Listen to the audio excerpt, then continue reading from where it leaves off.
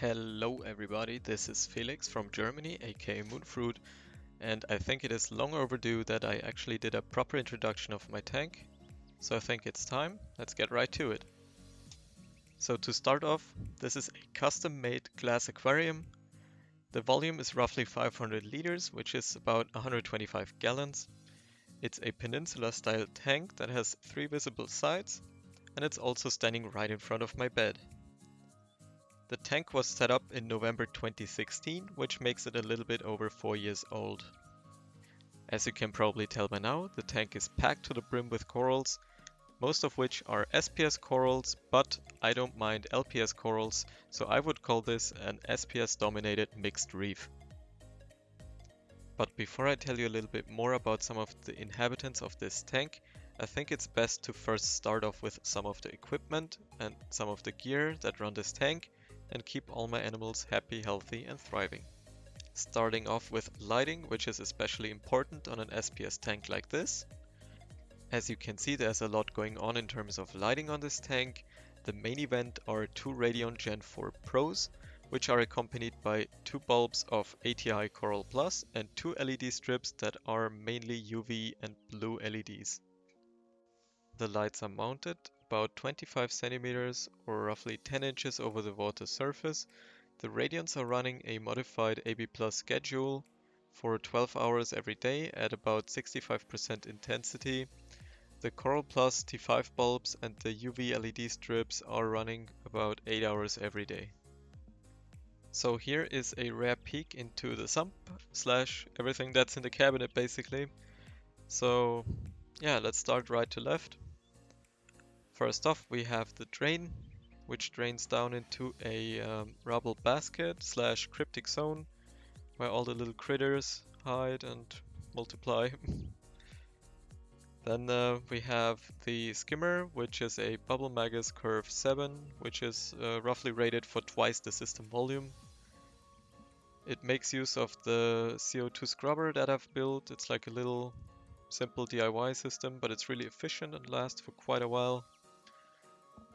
Then we have the heater just tucked in there in the baffle, nothing fancy. And the refugium, of course, growing a nice big ball of Jado, which stopped tumbling at the moment, so that's due for a harvest.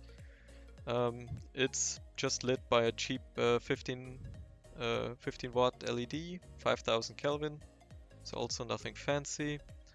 In the back we have hidden away a UV filter, 36 watts, running 24/7.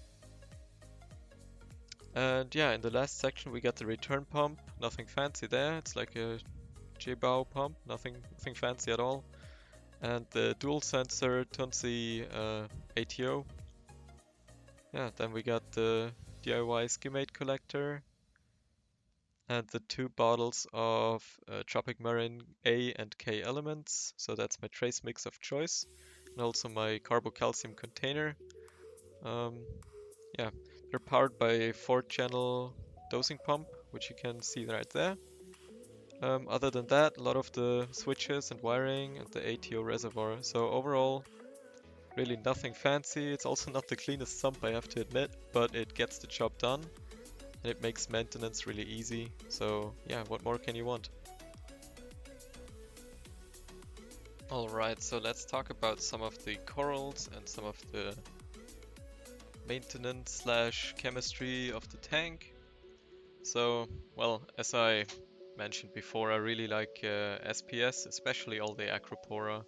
So those recently really got me. I'm trying to collect like every single one of them, which is impossible, as you can probably tell. But yeah, I still always find a spot here or there to fit another new acro. It's really addicting, to be honest. They come in like all colors, all shapes, all sizes. It's insane, but they look so good. It's such a nice challenge to keep them happy and healthy. Yeah, I really enjoy it, to be honest. So yeah. Alright, because he's in the frame right now, the powder blue Tang, I know he caught some ick recently. I just added the chromies a few weeks ago and the powder blue got quite stressed about it, so obviously the way it is, the powder blue Tang, first fish to catch some ick.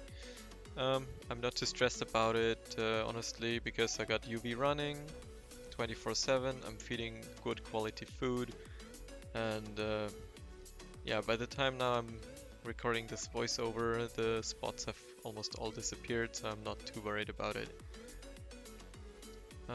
Yeah, what else can I say? Water changes maybe, because people always want to know if I do a lot of water changes, and the answer is no, I don't do a lot of water changes at all.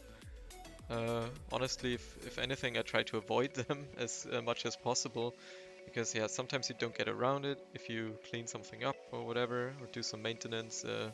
Yeah, sometimes you have to add some new water, but I'm not really doing water changes as like a routine maintenance thing.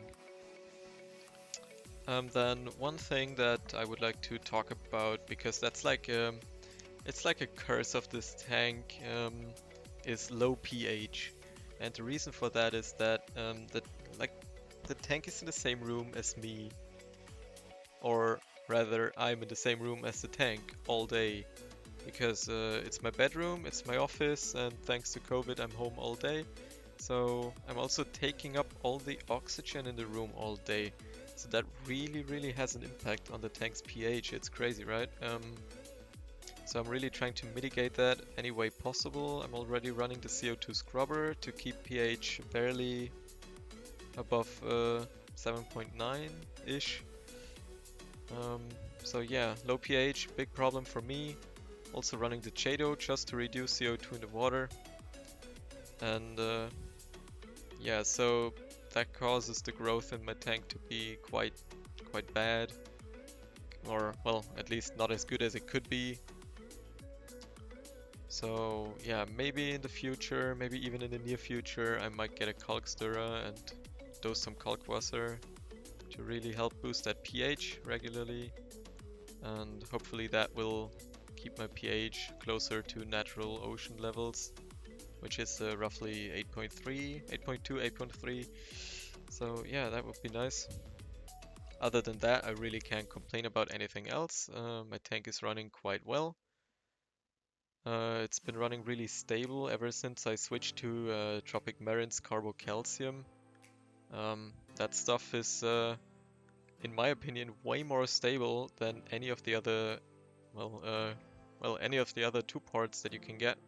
It's a single part, so it's even easier to use, and it also somehow is way more stable. Like the KH, I barely need to test it anymore. I used to test KH daily, and now I can easily test it once a week. Or at least I could test it once a week. I still test it almost daily because I'm paranoid about KH. Yeah, other than that, what do I dose? I dose Tropic Marine's trace elements. I don't dose them to boost or enhance or change the colors of my corals. No, I just dose them to keep up with trace element uptake. And while it is not a trace element, it's close enough to talk about it. It is strontium. I've noticed in my recent ICP tests that strontium is actually actively dropping by about 0.06 every day, which comes down to about 1.8 every month. So considering the value should be at 8, it's actually worth dosing it, and I will probably dose it every 2 weeks now.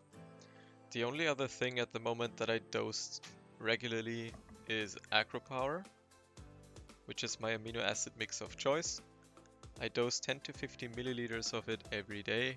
I split that dose up into 2 because I like to dose in the morning and in the evening, since I can't really decide what time of day is best for amino acid dosing, so I figured it would be best to just do both. Yeah, the amino acids really take the edge off the low nutrients that are in my tank, since nitrate is below 0.1 and phosphate sits right around 0.05, which is where I like it. So that being said, nitrates are, as usual in my tank, the troublemaker in this equation, since I really do notice it, especially in the Acropora that are higher up, or even the LPS, that they get a bit light in color or a bit bleachy even. So that being said, I also do feed my corals every once in a while, especially the LPS. I like to give them a nice target feed. I use, my regular fish pellets. and also Reef to target feed. And then everything that's left over gets broadcast feed to all the acros. I think it also really promotes the polyp extension. Oh yeah, and here we go, the hermit crab climbing the acro. We do everything for good polyp extension, right? And then they just climb the acro like that. And there the blue Tang, rightfully so, quite mad at the little hermit attacking him. Man, I just had to include this clip, I found it so funny. Yeah, so I think that's about all I have to say. If you have any questions about my tank, about anything that I do, let me know in the comments. I will answer every question in the comments, or maybe even in the next video, because I have more videos planned. There's probably gonna be one more over the holidays, and some more in the coming weeks. And yes, if you liked the video, please leave a thumbs up. Let me know if you liked it. Maybe even consider subscribing for my future videos, and thanks for watching.